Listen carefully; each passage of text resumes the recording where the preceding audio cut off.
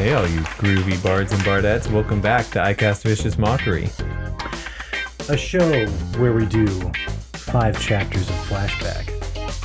And we also release kid-friendly versions of your favorite pop songs. I don't think we do that. But anyway, I'm Matt. I'm Austin.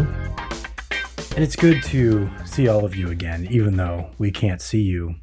And depending, you may or may not be able to see us. But, Yeah, that's true. yeah. What do you got for us today? All right, so I got a little homebrew idea that I stole, which is how we find them, from the YouTube channel XP to Level 3. Now, I don't want to tell you what I think of this idea. Let me just start by explaining how it works. Cool. I have a guitar pick here. All right. You guys probably can't see it because that part's covered up. He's got props. But this guitar pick, it could be anything. The name of this homebrew, it has a name, is Initiative Tokens. All right, Initiative Tokens. So here's how it works. I start with this guitar pick face up. That's going to be the gold side up, or the side with more gold on it, because this side's so worn out. I always hold it the same way, I guess. Like, I always have it this way. I never turn it around that way. That would be weird. And I wouldn't be able to use it. Got it. It's just how it is. So you start with it this way, and at any time, you can choose to flip it over to gain advantage or re-roll a d20. Okay. That's how it works. So anytime it's gold side up, I could flip it down to do a roll. To get it back up, it can get flipped back up in one of a couple of ways. All right. So one is if I roll a 1, I can't re-roll that unless by some other skill I can, but I do get to flip this over. So it can save me from a future roll. If the DM wants, they can give me disadvantage on a roll by flipping this to the gold side back to, so I have a point. And then I have disadvantage on that roll, but then I can use this on a future roll, so on. And if the DM, or a monster or some NPC scores a 20 against me, they get a critical hit on me, then I get to flip it over as well. Back to the original, heads up side. And that's that. That's pretty much the entire idea. Yeah, what do you think? So how does this affect the game? Well, it gives you more opportunity to just kind of guide how things go, more or less. And it gives the players somehow more agency in the game. Right. It feels like you'd be less affected by randomness. Yes. Which is weird because it's also a completely random effect. Right. Well, not completely. I guess that's a good point. So the two things that are random, I guess a different version of this would be anytime that you roll a 1 or a 20 is rolled against you, you flip it over and you get to use it again. That if we take that version of the rule, that just decreases randomness's effect on you. Right. As the player. Right. Which is sometimes good. Some people like it. More randomness. That. Some people prefer if they can control the results more of what they do. And actually that's why there are certain features and things, class abilities that let you roll let you count maybe a 19 as a critical hit or an 18 or things like that if you end up getting to that point. Right. Yeah. And I think it kind of boils down to whether you prefer a game where your character is empowered, which is what this would do, or if you prefer a game where your character is challenged, which would be which probably would be another, like a different edition even. Like I don't like, because 5th edition is actually pretty pro character as it is, I think, with the balancing of it. Yeah. How they have it. Now I do have a question about this. And maybe you already said this, but if your token is gold side up, if your token is good side up, when do you get to choose to give yourself advantage? Do you get to choose it before you roll? You can get advantage or re-roll. Okay. So you get to see the result first if you want. Okay, so you get to see the result of the roll first. Like you get to see the number first if you want. Okay, but it does have to be before you know the result of that roll. They did not specify. Yeah. But I think it would be more fun that way. Yeah, before you know what would actually happen. Yeah, because those are kind of... You almost want people to second guess it. Yeah. You know what I mean? Like, you almost maybe want them to be like, should I have used that? Right. Exactly. I knowing full well that they could do some trivial roll later, and you could be like, nah, you get disadvantage. But that's actually like a sly way of giving it back to them. Right? Right. Yeah. Those are kind of like the three almost tiers of advantage. Like one is you just have advantage, you roll twice, right? And then a little bit slightly better than that is you get to give yourself advantage, but you already know what you rolled the first time. So like if you roll a 1, you're guaranteed to do better than that. However, a re-roll is not that. I guess. You know what? Because I don't know if he worded it exactly, strictly, legally, Yeah. because if you have a re-roll, that actually would mean, to me, that would imply that you have to accept whatever you roll second, right? Like the re-roll takes precedence. So if you get like a 5 and then you get a 3, you're stuck with the 3. Even though it would have been a good idea to re-roll. Like on average, you're getting a better roll the second time, but didn't work out this time. So you're saying that it's not clear whether it's a re-roll or if it's actually advantage, even though you know what the first roll was. Right. Yeah. It's not clear whether the re-roll is meant to replace the first roll's result, which I think is fine. Like either way works, but that's less powerful than advantage. Yes, except that you have to declare advantage first. Right. And then so if you roll 2 20s on advantage, you're like, okay, well that might have been a waste. Well, you never know. Yeah, exactly. You never know. If you roll 2 20s at the same time, you'll never know if advantage was worth it or not. But if you only have 1d20 and you declare advantage and roll it twice, you'll know if it was worth it. Right. Yeah. You know what I mean? So yeah, I guess we'll have to ask maybe. No, we're not going to ask. We're not going to ask anybody. We're not going to ask if it's meant to be played one way or the other. Actually, what I wanted to ask you was about the second way of flipping the token back over, which was the like purposeful, like on the DM's part, purposely giving disadvantage. Yeah. Could you use that? Like, I mean, would you feel comfortable running that? Yeah. You think so? Yeah, I would. Because there are times where you want to give disadvantage for something just because it's too much of a stretch. Well, I don't know if it's every time you give. I guess it could just be any time you give disadvantage, anytime you normally would have.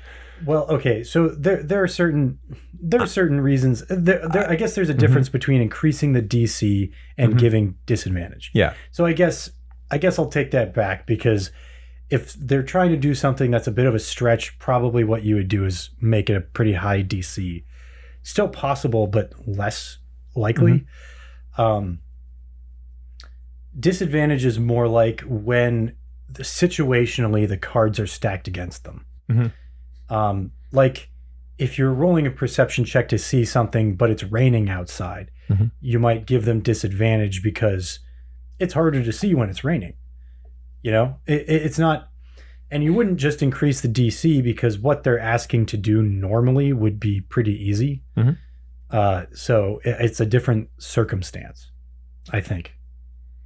So I think situationally, if what they're asking to do is not like too unreasonable, but there are certain conditions that exist in the situation that make it harder than normal, that would be a good use for disadvantage, imposing disadvantage. I guess the way that I was thinking of that part of the rule was you take a situation that's fine and you create a reason for them to have disadvantage, which like out of nowhere, which is fine because that's, I mean, it's perfectly balanced as all things should be, because they get advantage. Yeah, but they wanted to succeed at this roll whenever they decide to. Well, that's a great question. If the DM decides, if your coin is face down and they decide that you have disadvantage, which would flip it back up, could you then decide that you have an advantage and cancel that out for a straight roll immediately? I don't think I would allow it that way. I mean, I guess you can do whatever you want. It's homebrew. Right. But I don't think I would allow that. I would say after this roll, flip your token back over. Yeah, me too. But that's where it gets kind of sticky with the way that this works. And it's interesting. Actually, right before I came here, I was playing around, just like thought experiment wise, not actually playing around, but I was considering an idea similar to this to employ in a game. But there would be multiple tokens involved. And I was actually considering what the potential benefits of these tokens would be. I think that advantage disadvantage stuff does affect the game, but I also think that there are other ways that you can affect the game that are more exciting. Right?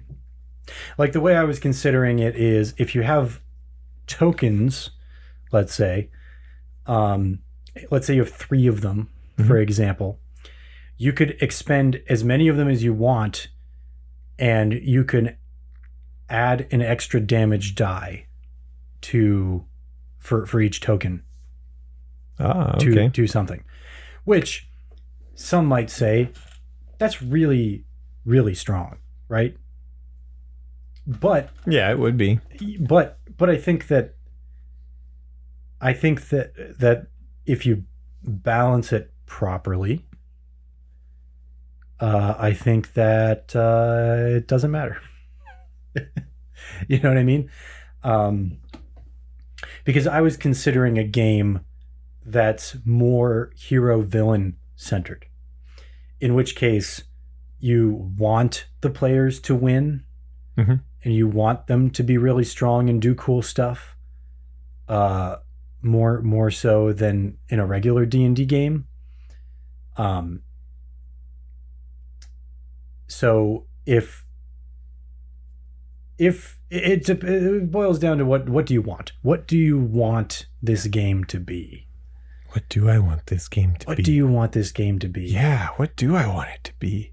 So it's not really a question for me, I don't think, whether or not I like or don't like this homebrew. I think that this homebrew will work for the games where you think it will work.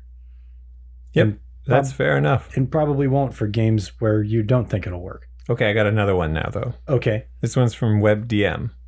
Although it's not actually just from them. I mean, it's like Yeah. It's like It's a known thing. old school thing. It's actually in the player's handbook, Oh, okay. Yeah. I believe, I'm familiar as a with some of variant these. rule. So here's what it is. Using different using different skills for your ability checks. Yeah. This is a pretty. Yeah. Yeah. This is it's a pretty well is a pretty known thing, I thought. Because they give the example in the players. It is a pretty thought. It's a pretty thought. It's a player thought. It's a pretty player thought. They give the example in the player's handbook of using strength to do an intimidation check. Right. That's which the example isn't okay. Let's talk about how you do these. Okay. All right. So I think what it comes from is your player says, "Hey, here's what I want to do. I want to pick up a table and break it in half with my hands to try to like show this guy how tough I am." I think you would say, "All right, yes, show him how tough you are. Perfect. That's intimidation. Use your charisma to break that table with your hand," right? Yeah, right. Exactly. Yeah. So no, it totally makes sense to be able to use different skills for your ability checks. That checks out. What are some combinations that people don't see coming? That's what I want to talk about. One example that WebDM gave was, all right, what would be a Constitution sleight of hand check? Okay. A Constitution. Yeah, a sleight of hand check that uses your Constitution. I can only think about One Piece right now. Okay, what have you got? Because all I could think of was, nope, that's dumb. It doesn't make any sense. Okay, say it though. I'm going to say it anyway. Yeah. You use Constitution. I was like, you use your color of the Supreme King hockey to knock them out and then take their stuff. Nope, that doesn't make any sense because that's not sleight of hand. Nope. That's super. It's also not. That's also more charisma, I think, right? Than Constitution. Exactly. So yeah, you were totally off. Here's what they said. Yeah, man, you're stupid for saying that. What did they tell you? What did they say? If you were hiding something in a body cavity. Oh, wait. Right. Sleight of hand. Yeah. Interesting. So you're trying to like sneak by and like not make it noticeable that you have something in your mouth or somewhere else. Okay. Yeah. So I see. So like if it's in your mouth, you're trying to like talk normally or whatever. That actually might be dexterity. I don't know. Or just charisma, sleight of hand.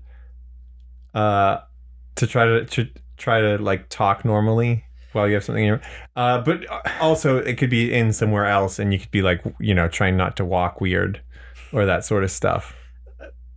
The thing that I'm stuck on here, I've always considered sleight of hand to be the kind of thing that's exclusively like you try to take something from somebody or like you do a card trick or something like that. You know what I mean? Yeah. Like close up magic type stuff. I've never thought of sleight of hand as being like I would say like if you're trying to walk in somewhere and like conceal a weapon, that's sleight of hand. If you're trying to like cover it up and be like, oh, I don't have a hand crossbow under my robe, I would call that sleight of hand. I don't have a bow staff down my pants. And if you have it well hidden, the DC is going to be low, but there is a chance that somebody like really perceptive looks at your robe and is like, there is something in there. And he doesn't look all that happy to see me, so I think I know what it is. I'm glad you came up with a joke for that on the fly. I was struggling. Yeah. Okay, so yeah, like their bow staff is down their pants. Right. Yeah. So that's just regular sleight of hand. If you put it in somewhere where it shouldn't be, or just is somewhere where it's hard to hold. I mean, I could see a sleight of hand roll where I don't know, where you have to like hold something with your fingernails or something, and it like hurts. Yeah. Ooh, I don't like that. I don't like that thought at all. Yeah. Ooh. And if you fail the roll, guess what's gonna happen? What's the opposite of ASMR? Yeah, it's that. I gotcha. Anyway. Oof. We should just do that the rest of this podcast. I think that would be the opposite of ASMR. if we just went.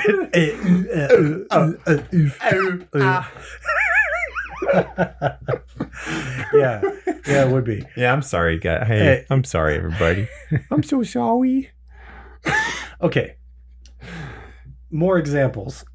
Yeah. Let's come up with more stuff. It's been so long since we've actually played D&D. It's like I forget what all of the skills are. Mm-hmm.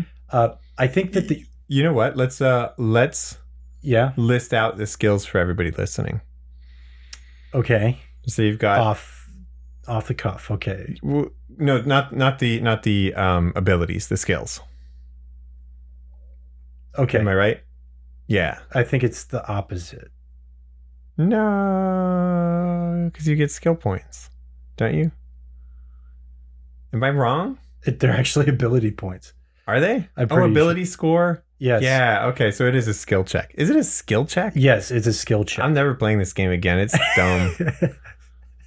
Because an ability check would be the straight, like, dexterity. Okay, so the abilities are... Yeah, okay, so you got strength. Dexterity, constitution, intelligence, wisdom, charisma. Yeah, charisma. Mm-hmm. And then you've got skills that are based on all of those, except for constitution, which doesn't have any skills. Which totally could. But for some of these. It like, for instance, athletics is an easy one to see how that could be a constitution one. Mm-hmm. But like, basically, so here's how it works. Your skills, like athletics, like religion, like arcana. How do we say that again? Yeah. Okay, that's what I thought. We did decide it was arcana. So the captions do some crazy stuff to that. It's really funny. You guys got to watch this episode with captions. Go back and see what. Anyway, those are all based on one of the abilities, like strength or whatever, generally. But I could see where you'd be proficient in athletics, for instance. Mm-hmm. That means that you get a bonus every time you use athletics. Mm-hmm. And if it makes sense for your character to be proficient in athletics, it would be more than just things that involve strength, which is what athletics is based on. Now, some people try to use athletics for like flipping, or I would say even climbing, like certain things. I know that it's often athletics. Yeah. And climbing a rope is athletic, sure. But I would argue that there are a lot of things that you can climb that would not be athletics checks. Anyway, yeah, they'd be like acrobatics checks. They'd be acrobatics. Yeah. Anything that resembles parkour is acrobatics and not athletics. That's just my thing. Let's say your character is proficient in athletics. That means that they get a bonus for everything that they attempt that is an athletics check. Mm-hmm.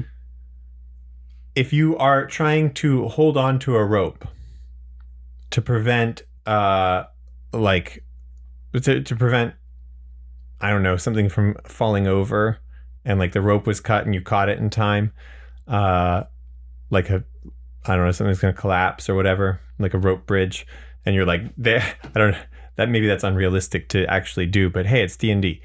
You just got to roll high enough. That's all you got to do.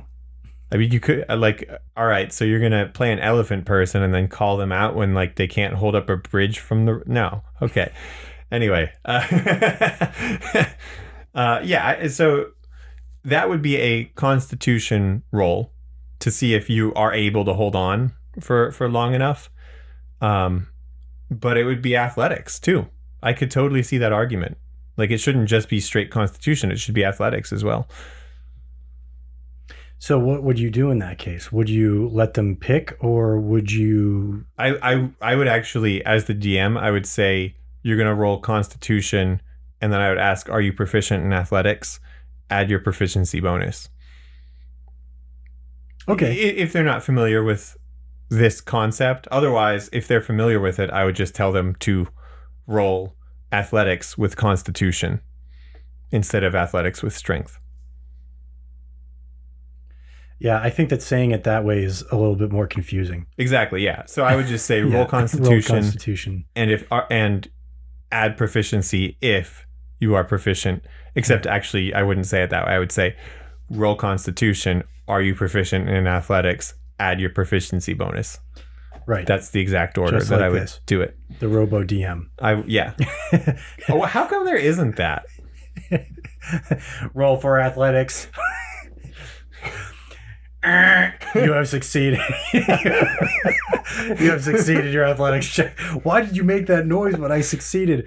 Do not question the DM.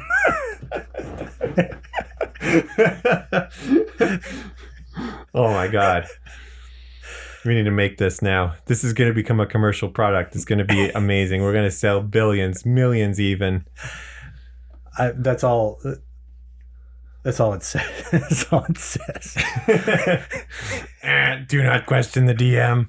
Oh, I love it. All right. So anyway, don't even think about questioning the DM. Yeah, I don't know what happened to my robot's voice. Anyway, he smoked a couple packs of cigarettes during the break. Don't question the DM.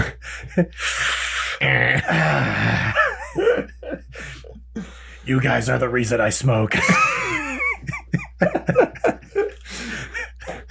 All right. So right now we are making a performance check using Constitution as the as the ability. I believe. I think that's how that one would work. What we're doing? Yeah. You just keep going and you just keep trying to laugh until hopefully everybody laughs. Until everybody else laughs. Yeah. Hopefully. You just laugh until everybody else laughs. Yeah, that's great. Just keep laughing until everybody else laughs. Actually, though, so I could see. Let's look at performance and dexterity. Because normally performance is done with charisma. Correct. And I can see that. But there are two types of really amazing guitarists out there. And one of them plays not the craziest stuff, definitely more than most. I guess harder music than almost every other person out there, almost everybody in the world. But what really gets people is the like emotional aspect of their performance, right? Like if you look at, here's an example for you guys, Steve Vai. And he's playing, what's it called? For the Love of God. He's playing that song.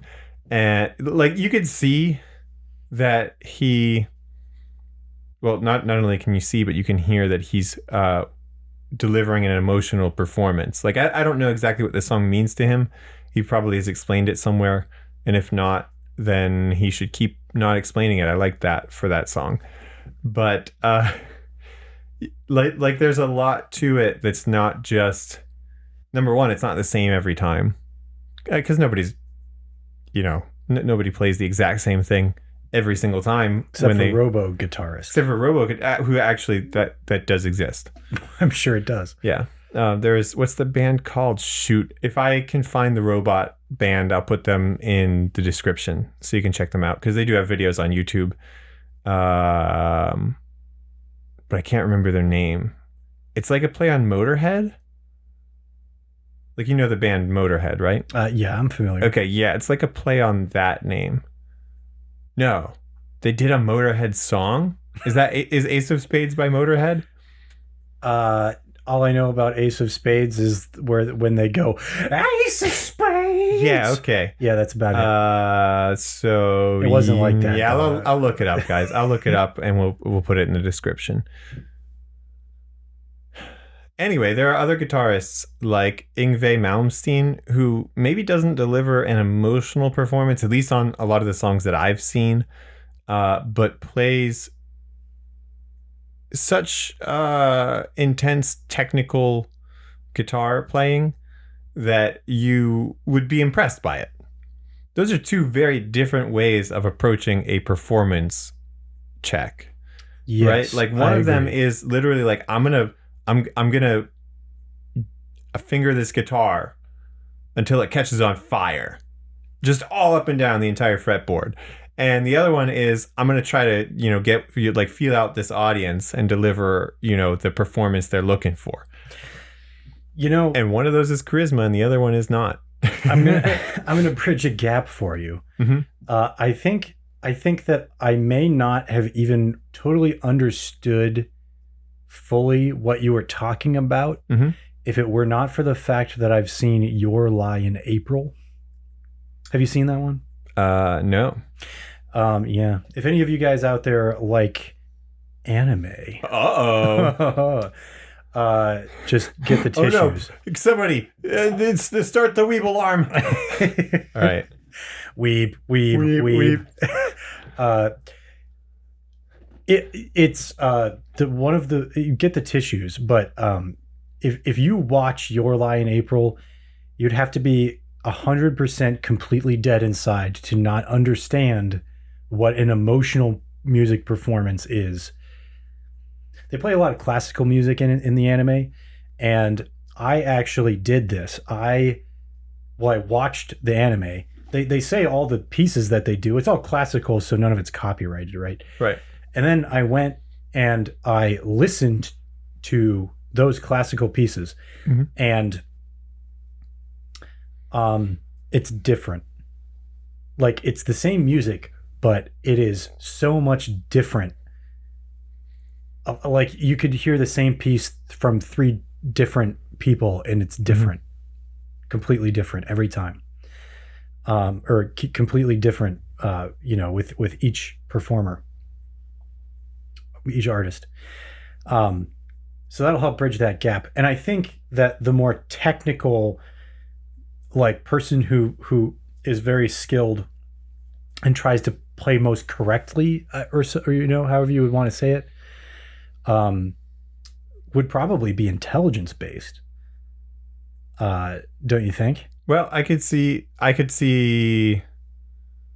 or dexterity based. Yeah, that's what I was thinking was dexterity. Yeah. Because I could see a couple different ways. Like number one is a performance that is trying to deliver a certain emotion to the audience. That's charisma. Number 2 is trying to play in such an intricate way that it catches people's attention, and then, just doing that. Right. Might be a sleight of hand check then, potentially. Which is dexterity based.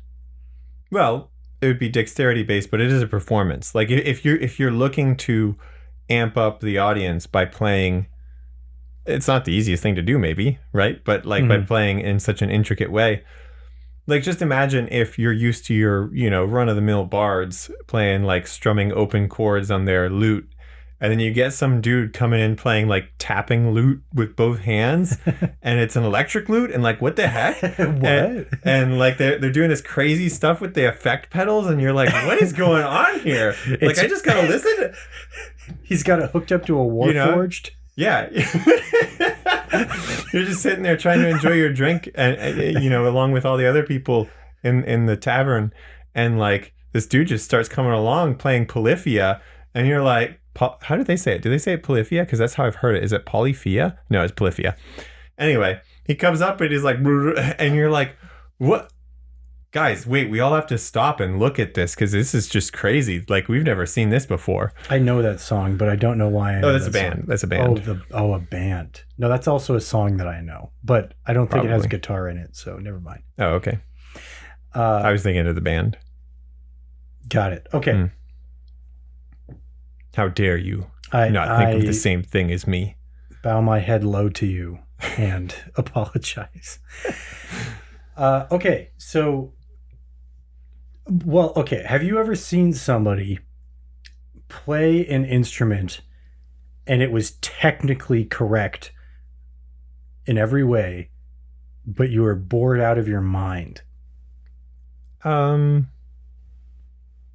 I've seen, and not just Probably. not just playing an instrument, but like in high school, I went to New York City and we went to see a bunch of shows. I'm just going to name two of them. We saw Phantom of the Opera on Broadway, which has been on Broadway for 25 years or something stupid like that, like crazy long amount of time. And we saw, Wicked. We saw Wicked. I almost forgot what it was called. One of those was an extremely emotional, very meaningful performance that affected me in emotion, like deeply and emotionally. And the other one was Phantom of the Opera. And the other one was Phantom of the Opera.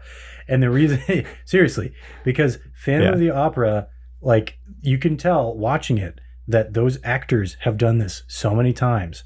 They said all their lines correctly. They did all of the appropriate enunciations. The timing was all correct, but there was nothing behind it. Entirely relying on the audience to create the emotions for themselves, almost. Right, exactly. Whereas Wicked was just, there was a lot of impact behind every note. Not just from the performers, but from the orchestra as well. I'm pretty sure there was a live orchestra for both of those. I guess it was Broadway in New York City, so yeah. Yep, always live. Always live music. Okay. So... Very often different people, though, between performances, actually. Yeah, that's not too surprising. They have to, because, the performers on stage are very often, always, they audition and stuff. And maybe for a big show like Phantom of the Opera, they might keep the same musicians, but often musicians are, they operate on a gigging basis, right? Like they do their own thing, and substitutions are sometimes needed and things like that. And they don't really have understudies in the same way. The band leader just calls in somebody. Can you read music? Yeah. If you can read music, you can go in almost anywhere and as long as you're like technically proficient at the instrument to the level that play requires, you can do it. Right. Exactly. And it won't be that distracting that it's not the same person, or anything like that. No, probably not even noticeable. No. In fact, if it is noticeable, that's the only thing that's a problem. Right. Yeah, for the orchestra. That's something. I went to a high school where, not to completely derail this, but let's just keep going. Okay. Yeah. I went to a high school where our theater program was, I'll just say it probably was the best in our city. I'm gonna go ahead and say that because I think maybe one of the other high schools had better funding sets occasionally because of that reason. Yeah, better funding. Because I went to a private school, so all of the funding. Oh, I did mean another private school, but another private school. Probably one with better funding. Probably one with better funding. Yeah, you know the one. Yeah, well, there's one big one. Okay, anyway, but their theater program was huge. So, and that was one of the big things that I remember. I had a good friend of mine who was in the orchestra, and I was an actor. And that was something that I remember being said about the orchestra, is that when you're on stage and you're acting, people will notice if you're doing an exceptionally good job. Mm-hmm. And in the orchestra, no one will ever notice if you're doing an exceptionally good job. They will only notice if you mess up. Yep. And the more I think about it, the more true that is. Like, Yeah. Because it's like an accompaniment to what people are watching. It's not the main thing, which is interesting because music is not always just a side thing. Like, people go see just music, Right. And if you do an exceptionally good job, then it is noticeable. It is noticeable, right? Like, if everything's just locked in and feeling really good, everyone's like, "Oh yeah, yeah, exactly." They might not know. Now that I'm thinking of it, they might not realize it in the same way, though. Exactly. There are definitely things that a musician can do that most people can't notice consciously, and those things affect the experience heavily without people knowing. They're doing stuff that is below what people can perceive. Right. You get to a certain level of proficiency in something, and it's almost impossible to tell the difference between someone who's really good. I'm going to give you one here with music. And someone's amazing. Yeah. Playing ahead of or behind the beat. Okay. Now, you're not going to notice this in most electronic music because it's usually quantized, meaning that everything happens exactly on every beat. But if you listen to like live recorded music or anything like that, listen for people who are purposely playing a tiny bit early or a tiny bit late compared to the rhythm, like the drums. And what you'll find is that hugely affects the feeling of the whole song, and it's like not noticeable. You would, if you were not listening for that specific thing, you'd never ever know. There's no way.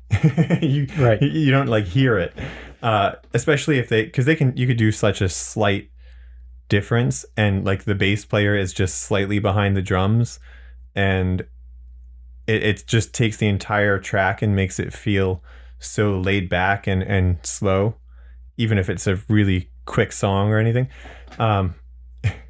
Nobody knows. Nobody hears this.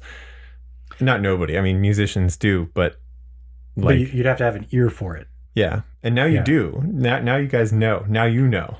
Like, if you hear this, sometimes it's like such a small thing that it's just you can't really hear it, and it's just a thing you feel. But sometimes you can like actually hear the difference, and you're like, oh my God, wait a minute. What? They are not playing exactly on the same time? That's crazy. Right.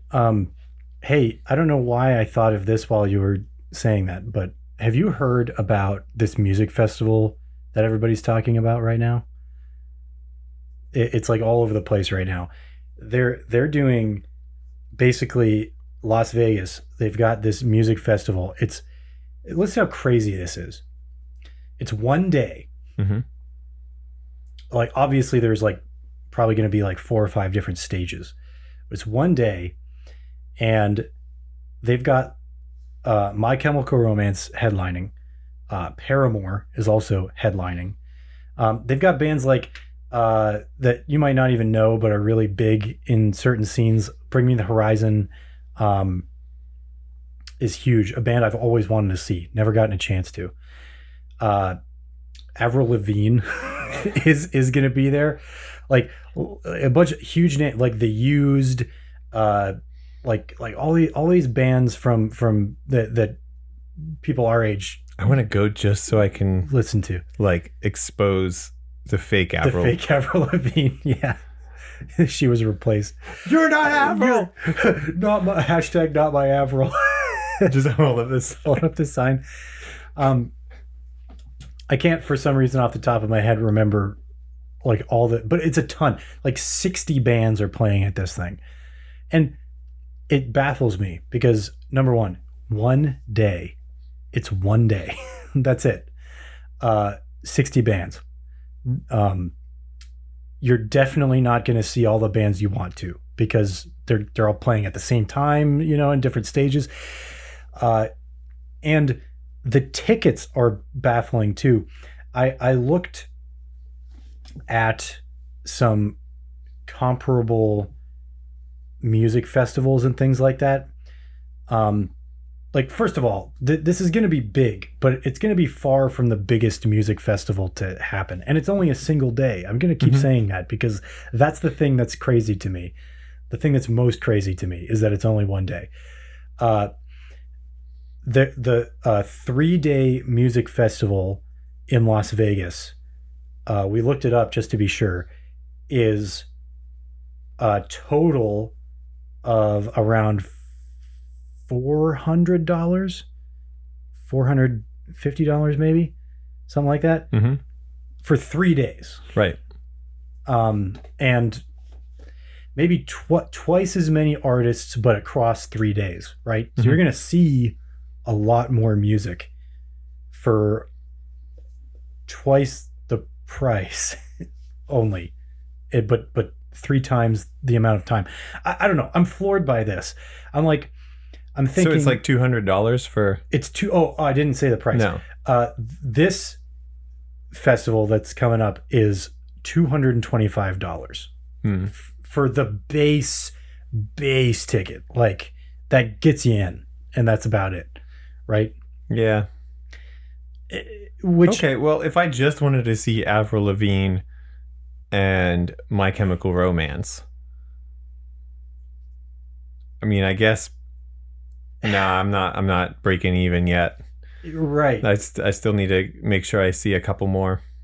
Like, My Chemical Romance is playing at another music festival that I have tickets to, and those tickets I think were in like the $300 range, and it again is a 3-day music festival.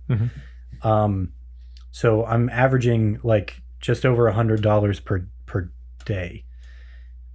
I don't know. It's again, it just kind of boils down to, yes, there are a lot of bands that people really like the bands that people our age would really want to see. Bands that they like. Yeah, that's how old we were. When we were saying stuff like that is how old we were when we would have been listening to these bands. Yeah. But I can't get over it. I can't get over how insane it is that it's only one day. And that it's $225 for that one day. And people might not understand that you're like across that whole day, you're going to see maybe 6. That's what I was thinking. It's like if you start right up in the early morning, you might see 6 bands. You might, if you don't eat. Right. Like yeah, exactly. If you don't eat, don't go in the porta potties. Yeah, no bathroom breaks. Maybe you'll see 6. And you don't get to pick because a lot of them are going to be playing at the same time as each other. Like, especially the big ones. Like I can't again. My Chemical Romance and Paramore both had top billing. And I don't still know if that means that they're going to be playing at the same time. Is one of them going to go ahead of the other one? Like, I don't know how this works. Yeah. I would think top billing means there is a main stage that they will play on. That they will both play on just at the same exact time. Okay. Yeah. MCRX Paramore, got it. Yeah. I think if you had the right in-ear monitors, and like everything was set up and like each band could only hear themselves, yeah, that could be pretty good. Are you thinking they play at exactly the same time or they alternate songs? What do you think? I think they would start at exactly the same time because, as we know, music festivals and live music performance in general are always very prompt. Yeah. So they would start at the exact same time. Okay. And then they would just play through their set as though the other one is not there. Okay. So if they stop songs and then talk in the middle of one of the other, the other one's playing, that's totally fine. It's cool. It's all cool. And you just listen to whichever one you want.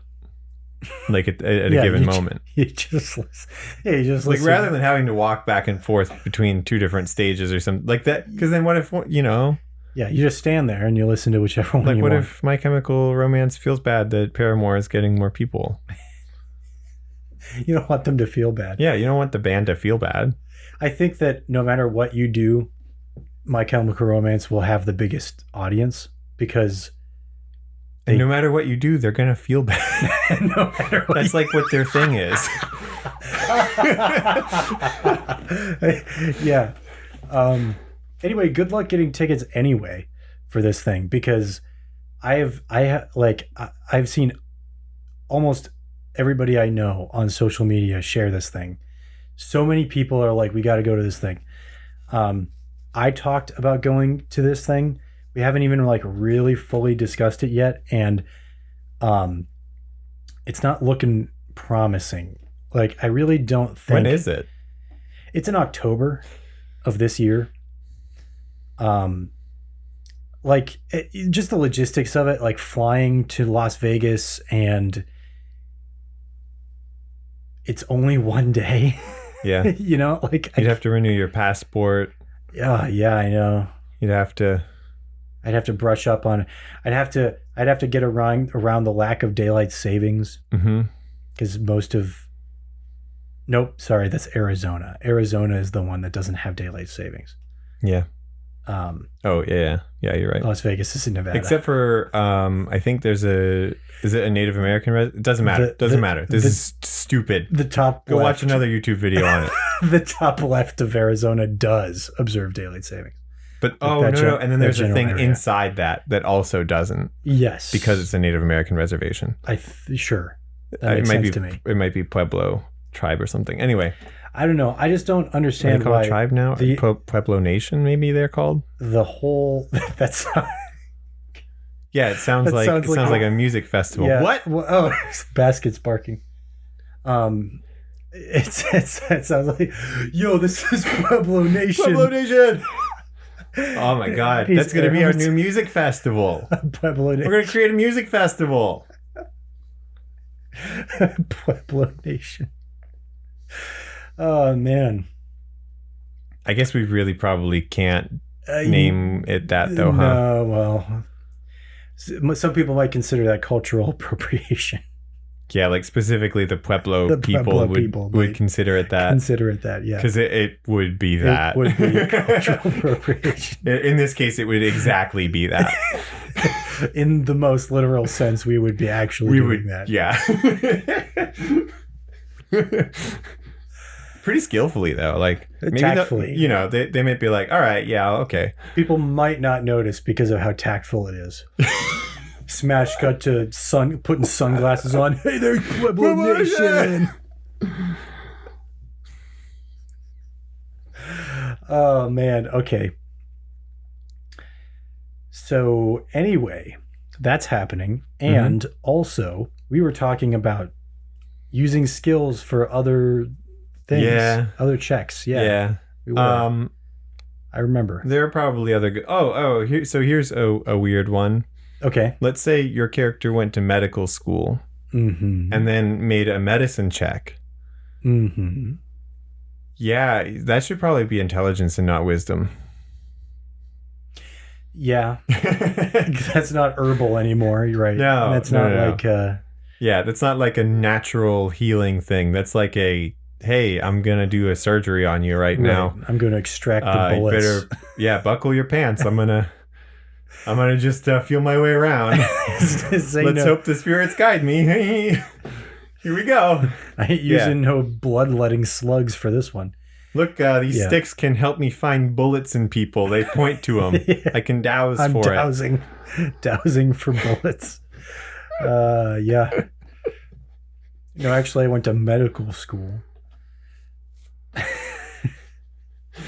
Yeah. I mean, I'm sure that medical school in a D&D setting would teach you magical medicine or something. Maybe. But even, like, magic uses intelligence. Yeah. It doesn't always, but it can, right? It's weird that...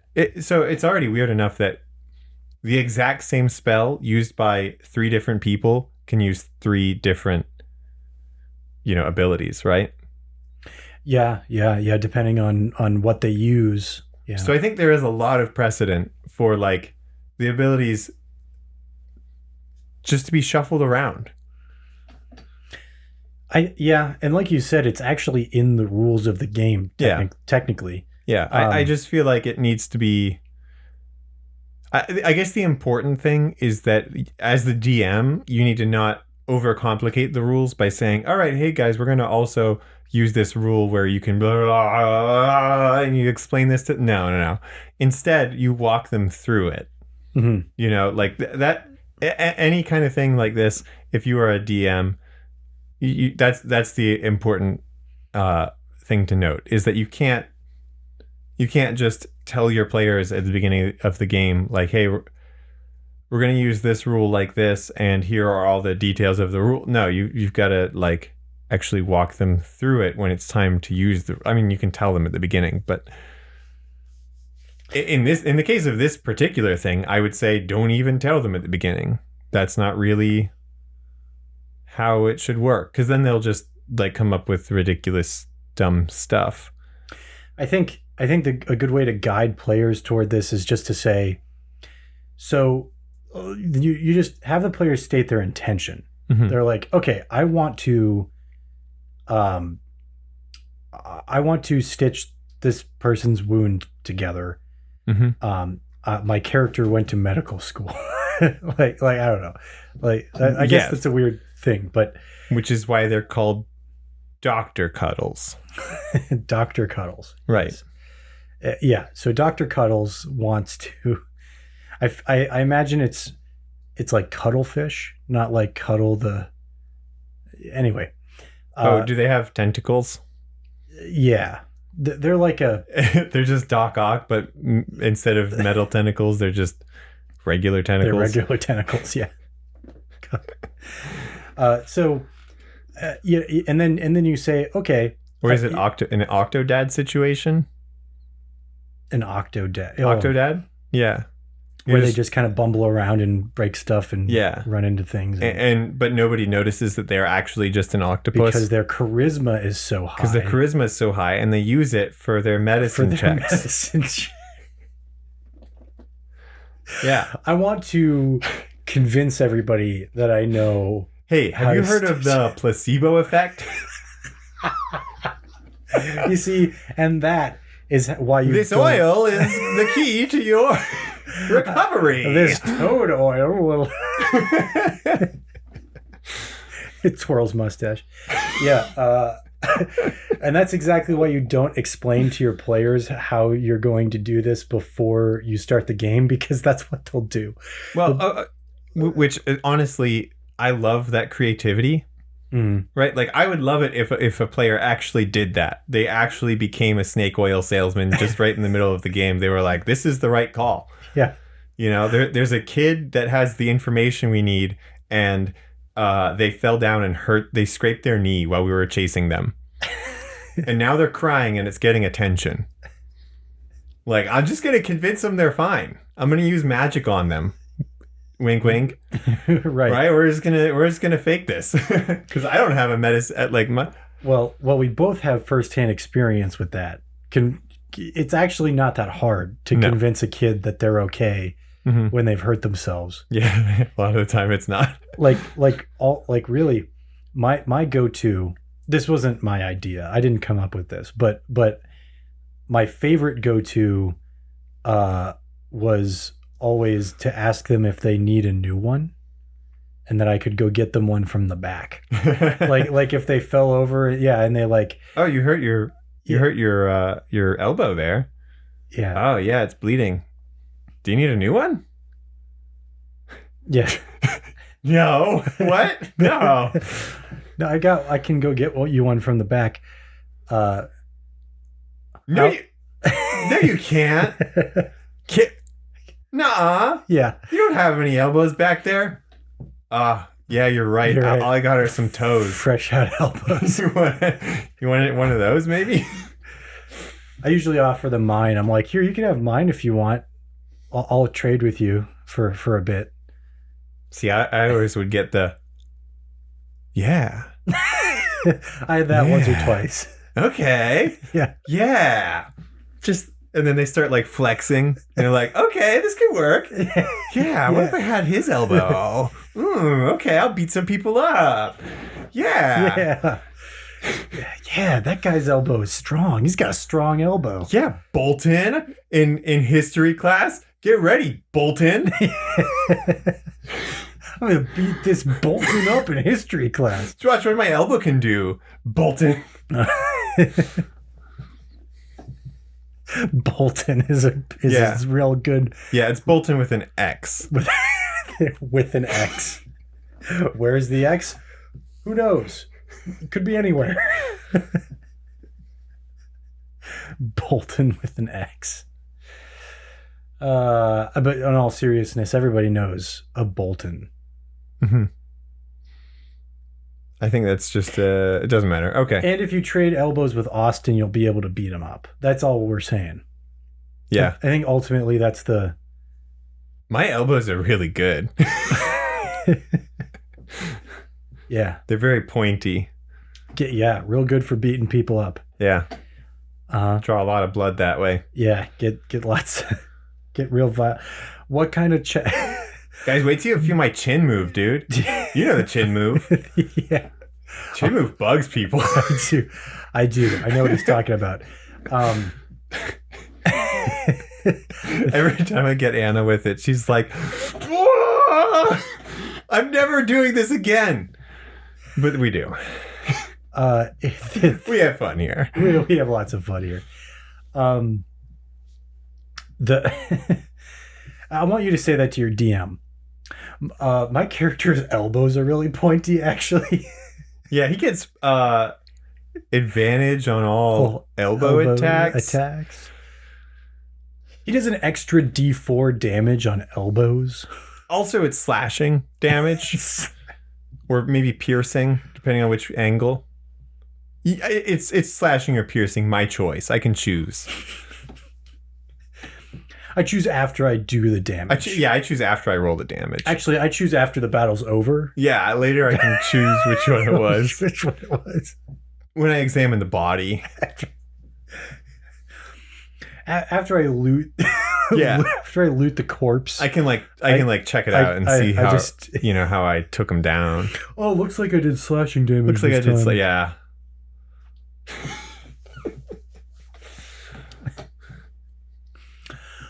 I'm trying to decide which damage type I just did. Is this creature vulnerable to either piercing or slashing? And if so, which one? I just need a magical elbow enchantment. There's a salesman out there who will this special magical snake oil where if you rub it on your elbow, what is it like from some kind of deadly viper? It's from a magical deadly viper. Yes, viper. Like the Okinawan sake with the snake in it. There's a viper in it. Mm-hmm. A snake in the in the bottle. Yeah, people put weird stuff in alcohol, man. Yeah, like there's like all the Mexican mezcal with scorpions in it and stuff. Yeah, mm-hmm. Scorpions usually go in tequila. Mezcal usually has worms in it. Oh, see, do the scorpions fit through the thing, and you like drink a scorpion? I don't know. I've never. But the worms can definitely fit. Actually seen it. Like you could drink the worms. I don't know how they get the scorpion in there. That's unclear. Oh yeah, I guess if it's bigger than the opening. Wait a minute. I mean, I know how they get the snake in. Well, yeah. Because snakes are tube shaped. Just fit right in there, yeah. And the worm is easy. I don't know. Maybe I don't know how they coil the snakes so perfectly. I guess you just got to be good. Yeah, I guess you just got to do it. Just got to, yeah. Yeah. Maybe scorpions have a thing like how an octopus can go through a hole that's really small. Maybe scorpions can do that too. Yeah, I mean, probably. Doesn't make any sense though because they're hard shelled. I mean, stink bugs can do it. Are they hard shelled? Yeah, I guess so. Yeah. They're basically the same thing as a scorpion. All right. Well, you heard it here first, folks. Stink bugs and scorpions are the same. Yeah. I've run out of things to talk about. I think it's Yeah, I've got other stuff, but I'll save it for another time. cool. This has been I've had a lot of fun. Thank you for coming. Right. This has been the longest episode we've ever recorded. And it's not even that long. I don't know if I agree with you on that, but You don't think so? it feels, the square lights are off, so it feels extra dark in here. Yeah. And something about that really is throwing me off my game. I don't know what it is. That might be the case. My side's a little brighter. I gotta get more lights over there. Hey guys, do you have any lights? If you have any lights, put them over there next time you show up, all right? Yeah, just right over there. Just put them right over there. Audience participation. Yeah. Anna's desk is really nice now. Look at that. It's all cozy and stuff. Not bright. If only you guys could see it. Yeah. Not very bright. No. The monitors are really bright. I'll show you that in a second. Maybe? I don't know if Yeah, I think I can show you. All right, guys. We'll see you next time. Peace.